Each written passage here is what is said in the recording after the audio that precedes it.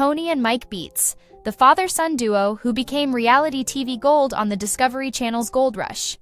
They were the Vikings of the Klondike, larger-than-life personalities who captivated audiences with their mining adventures, their family drama, and their relentless pursuit of fortune. They were living the American dream, building a mining empire from the ground up, their success story unfolding before millions of viewers. And then, in a shocking twist that no one saw coming, it all came crashing down.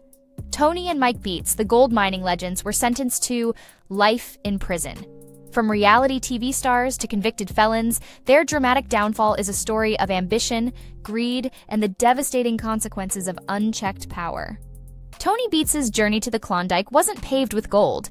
It was forged in hardship and driven by a relentless ambition. Born in the Netherlands in 1959, he immigrated to Canada at the age of 21, seeking opportunity and a chance to make a better life for himself. He started out working on a dairy farm in Alberta, but the long hours and meager pay weren't enough to satisfy his entrepreneurial spirit. Lured by the promise of riches and the allure of adventure, he set his sights on the Yukon, drawn to the unforgiving wilderness and the legendary Klondike goldfields. He wasn't afraid of hard work, of long odds, or of the challenges that lay ahead. He saw the Yukon not as an obstacle, but as an opportunity, a place where he could carve his own path, build his own empire, and become a legend in his own time. In the Yukon, Tony Beets didn't just find gold, he found his calling. The rugged terrain, the harsh climate, the relentless pursuit of fortune. It all spoke to his adventurous spirit, his unwavering determination, and his larger-than-life personality. He wasn't just a miner, he was a force of nature, a man who commanded respect, inspired loyalty, and pushed his crew, family included, to their limits. He married Minnie, a woman who shared his entrepreneurial vision and his unwavering work ethic.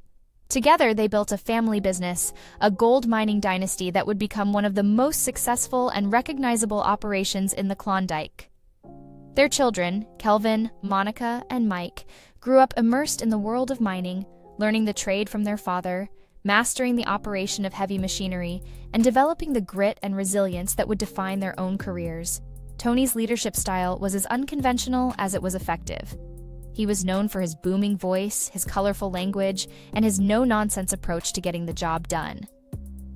"Shut the bleep up and keep mining" became his trademark phrase, a mantra that both motivated his crew and entertained the millions of viewers who tuned in to watch the Beets family's adventures on Gold Rush. Tony Beets' arrival on Gold Rush in Season 2 wasn't just a casting coup for the show, it was a game-changer. He wasn't just another reality TV personality, he was a seasoned miner with decades of experience, a man who knew the Klondike like the back of his hand, and a character whose larger-than-life personality and unconventional methods made him an instant fan favorite. While other miners struggled to find gold, Tony's operation consistently delivered impressive results, his strategic approach and his willingness to take calculated risks setting him apart from the competition. In Season 5, he made a bold move, purchasing the historic dredge at Eureka Creek for $1 million. It was a gamble, a massive investment in a piece of outdated equipment that many thought was beyond repair, but Tony, with his unwavering belief in his own abilities, saw potential where others saw only rust and decay. He poured his heart and soul and a considerable amount of money into restoring the dredge, transforming it from a relic of the past into a profitable and productive part of his mining empire. But the Beets family's success story, the narrative of hard work and entrepreneurial spirit that had captivated Gold Rush viewers for years, was about to take a dark and unexpected turn. In 2019, federal investigators began scrutinizing the Beets family business after receiving complaints about environmental violations. What began as a routine inspection quickly escalated into a full-blown criminal investigation as authorities uncovered evidence of illegal mining practices, tax evasion, and a complex web of financial deception.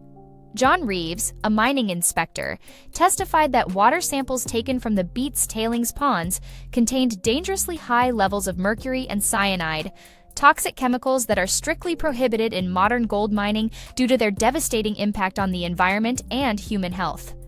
Brian Anderson, a former mechanic for the Beets family, provided even more damning evidence, secretly recorded video footage of Tony and Mike discussing off-the-books gold sales with buyers from Venezuela.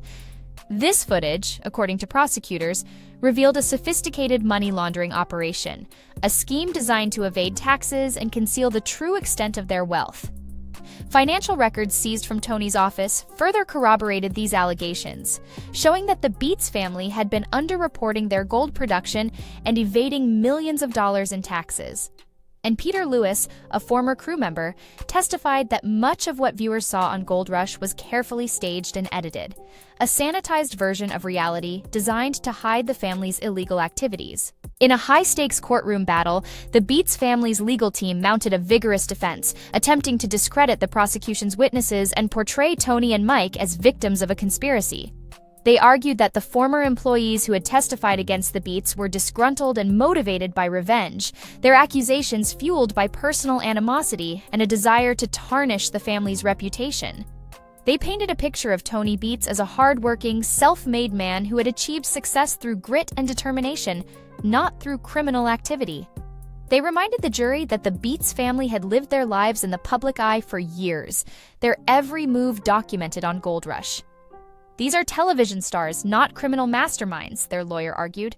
Why would anyone conduct illegal operations while national cameras are rolling? But the prosecution, armed with mountains of evidence and the testimony of multiple witnesses, presented a compelling counter-narrative. They argued that the Beets family's fame and their carefully crafted public image were not signs of innocence, but rather a carefully constructed smokescreen, a way to deflect attention from their illegal activities and maintain a veneer of respectability while secretly amassing a fortune through fraud and environmental destruction. After weeks of testimony, the jury delivered a verdict that shocked the nation. Guilty on all counts. Tony and Mike Beets were convicted of conspiracy to commit tax fraud, environmental violations, and operating an unlicensed gold trading network. Judge Rebecca Holloway, in her sentencing remarks, didn't hold back, describing their crimes as a gross betrayal of public trust and a direct threat to the Yukon's fragile ecosystem. She sentenced both men to life in prison, an unusually harsh penalty for financial crimes, but one that reflected the severity of the environmental damage they had caused and the scale of their deception. Tony, defiant to the end, declared, "I built everything from nothing. You can take my freedom, but you can't take what I created." Mike, visibly shaken, offered a weaker defense, claiming he had simply been following his father's orders. But Judge Holloway wasn't swayed, reminding him that blind obedience is no excuse for breaking the law. The fallout from the Beets family's downfall was swift and far-reaching. The Discovery Channel, eager to distance itself from the scandal, issued a statement expressing their shock and disappointment, claiming they had been unaware of any illegal activities at the Beets mining operation. They announced they were reevaluating their oversight protocols and promised to be more vigilant in the future. Raw Television, the production company behind Gold Rush, also responded, pulling all episodes featuring the Beets family from streaming platforms and promising to address the controversy in upcoming episodes. The future of Gold Rush, while uncertain, would continue, albeit with a renewed focus on transparency and a greater emphasis on the environmental impact of mining. The show's co-stars, Parker Schnabel and Rick Ness, expressed their disbelief and shock at the news, their reactions a mix of sadness and betrayal. Minnie Beets, Tony's wife, remained loyal, defending her husband's character and insisting that the truth would eventually come out. Their children, Kelvin and Monica, remained silent, their involvement in the family business and their knowledge of the illegal activities never fully disclosed. The Beets family's mining empire, once a symbol of their success and a source of pride for the Klondike community, was now a toxic legacy. The Paradise Hill mining operation was seized by the Canadian government, and a massive cleanup effort, estimated to cost over $20 million and take decades to complete, was launched. Tony's beloved dredge, the symbol of his ambition and his ingenuity, was dismantled and declared hazardous waste, a monument to his hubris and the devastating consequences of his greed. The Beets family's downfall had a profound impact on the reality TV industry, raising serious questions about the responsibility of producers to ensure the ethical and legal conduct of their subjects. Networks were forced to reevaluate their vetting processes and oversight protocols, and the era of unchecked reality TV drama seemed to be coming to an end. Chris Dumit, a beloved figure on Gold Rush known for his quiet dedication and his unwavering integrity, perhaps best summed up the tragedy of the Beets family's downfall. "This is a sad day for everyone involved," he lamented. "Nobody wins here. The land has been damaged, lives have been destroyed, and a shadow has been cast over an industry filled with hard-working and honest people who do things the right way."